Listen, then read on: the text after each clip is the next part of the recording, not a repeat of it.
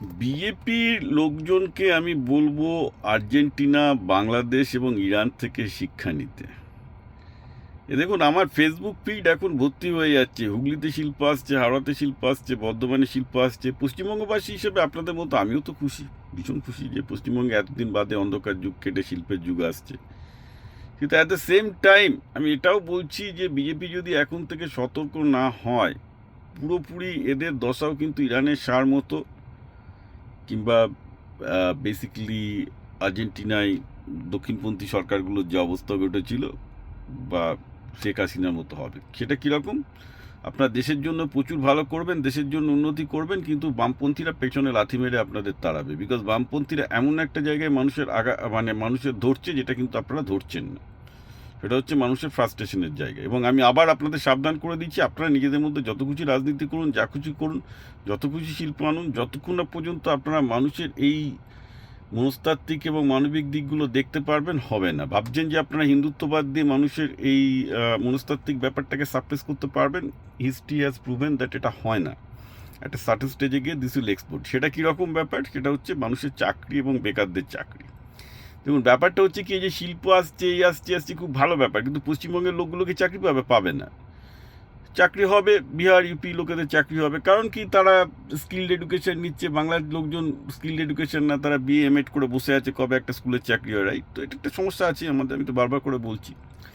এইবার কি হচ্ছে, পশ্চিমবঙ্গে চাকরির জন্য বা পশ্চিমবঙ্গের ছেলে মেয়েদের ভালো করার জন্য যেটা বিজেপি সবার আগে দরকার ছিল, সেটা হচ্ছে স্কুল সিস্টেমের রিফর্ম। আমি বারবার করে বলছি যে স্কুল এবং কলেজের সিলেবাসগুলো বদলে দাও, শিল্পমুখী করো, এমপ্লয়েবল করো।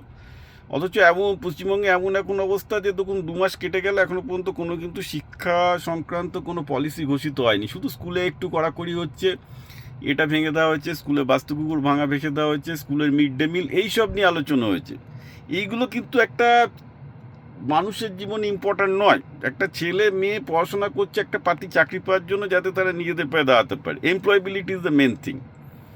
কিন্তু এমপ্লয়েবল কোথায় হবে তারা? সেইটা নিয়ে যদি সিলেবাস একই জিনিস থাকে, সিলেবাস চেঞ্জ করার ব্যাপারে কি না ইতিহাস করে হিন্দুত্ববাদী ইতিহাস করাবে। সে তো আপনারা হিন্দুত্ব জিতেছেন, হিন্দুত্ববাদী ইতিহাস করবেন, all well and good, I have no problem.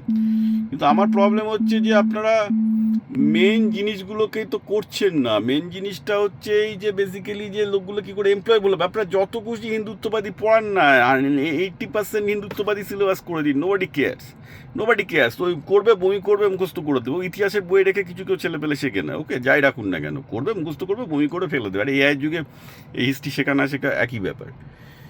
ওগুলো দিয়ে দাদা কিছু হবে না। মেন ব্যাপার হচ্ছে যে এই স্কুল কলেজে ছেলে মেয়েদের সেরকম কিছু শেখাচ্ছেন কিনা, যার ভিত্তিতে পশ্চিমবঙ্গে যে শিল্পগুলো আসছে, বিভিন্ন যে শিল্পগুলো আসছে, তাতে তারা চাকরি পাবে কিনা। এইটা ব্যাপার নিয়ে আমি এর আগেও বলেছিলাম, এখনও বলছি। আমার মনে হচ্ছে না বিজেপির কেউ চিন্তা করছে। তো কী হবে?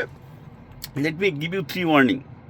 ফার্স্ট, আর্জেন্টিনাতে একটা সময় আমেরিকার থেকে সমৃদ্ধ ছিল আর্জেন্টিনা। আপনি দেখতে পাবেন প্রায় 50 বছর ধরে আর্জেন্টিনার পার ক্যাপিটা ইনকাম ইউএসের থেকে বেশি ছিল, এবং ইউরোপ থেকে প্রথমে লোকে আর্জেন্টিনায় আসতো, আমেরিকায় আসতো না। কারণ আমেরিকা আর্জেন্টিনার থেকে পিছিয়ে ছিল। সো স্যাড, লোকে বিশ্বাস করতে চায় না। বাট আপনারা দেখবেন 1880 থেকে 1920 পর্যন্ত 40 বছর Argentina was ahead of US in per capita income, as well as growth. শুধু পার ক্যাপিটা ইনকাম না, এবং কিসে নয়, agriculture product, industrial product, transportation, সব ব্যাপারে আর্জেন্টিনা আমেরিকার থেকে এগিয়ে ছিল। ভাবা যায়, আবিষ্কারের দিক থেকে আর্জেন্টিনা আমেরিকার থেকে এগিয়ে গিয়েছিল ডিউরিং দ্যাট টাইম। অর্থাৎ আর্জেন্টিনা ছিল একসময় আমেরিকার প্রতিদ্বন্দ্বী, এত ভালো।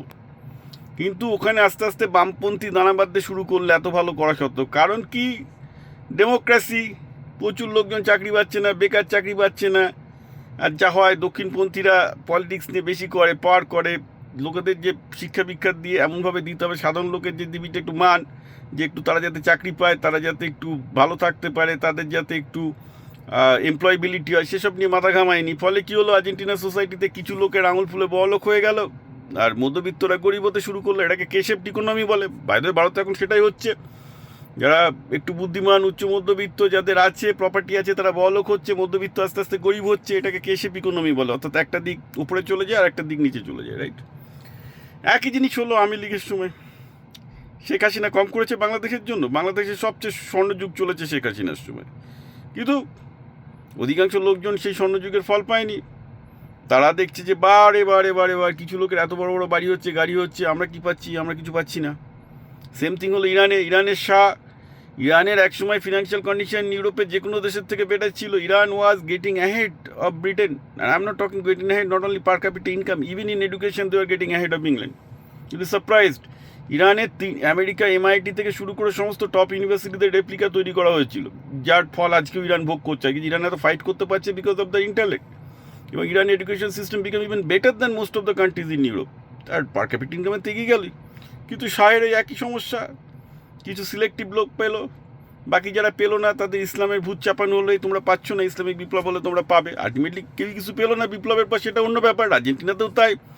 জুয়ান পেরন এলো বামপন্থী, তারপর বামপন্থী এসে যে 50 বছর ক্ষমতা দখল করে বসে থাকলো, টিল এই 2 বছর বাদে আবার সেই দক্ষিণপন্থীরা ক্ষমতা পেলো 50 বছর বাদে। এই 50 বছরে কী হলো, আর্জেন্টিনা একটা পৃথিবীর যে দেশটা একসময় আমেরিকার সাথে আমেরিকার থেকে বেটার ছিল, তারা আমেরিকা তো দূরের কথা, পৃথিবীর একটা দরিদ্রতম, মোটামুটি একটা মিডল ইনকাম দরিদ্রতম দেশের দিকে চলে গেছে।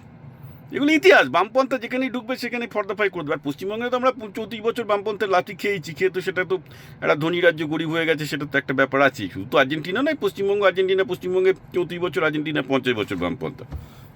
ঠিক আছে, আমি আবার বলছি পশ্চিমবঙ্গে বামপন্থা ফিরে আসবে যদি বিজেপি এইভাবে চলতে থাকে। কারণ আমি যেটা দেখতে পাচ্ছি, বিজেপি শিল্প নিয়ে ডাকডোল পেটাচ্ছে, ঠিক আছে, কিন্তু সাধারণ মানুষ এইসব যারা 5, 10, 20 হাজার টাকায় চাকরি করছে, হাফ এমপ্লয়েড, পশ্চিমবঙ্গে ম্যাক্সিমাম আজকে যুব সমাজ হাফ এমপ্লয়েড, তাদের সামনে কোনো দিশা নেই। তাদেরকে দিশা দেখানোর জন্য বিজেপি এখনও পর্যন্ত চিন্তা ভাবনা পর্যন্ত শুরু করেনি। তারা ক্ষমতা হঠাৎ করে পেয়ে গেছে, জেতার প্রত্যাশা। আমি আবার বলছি, জিতে কীভাবে গেছে আমি জানি না। মানুষ নিশ্চয়ই টিএমসিকে চায়নি, টিএমসি পুরো এত রোগে ছিল, দিয়েছে ভোট, খুব ভালো করেছে। প্রতিটা মানুষকে আমি ধন্যবাদ জানাচ্ছি, তারা বিজেপিকে ভোট দিয়েছে। কিন্তু এবার বিজেপি তো কিছু করুক জনগণের জন্য।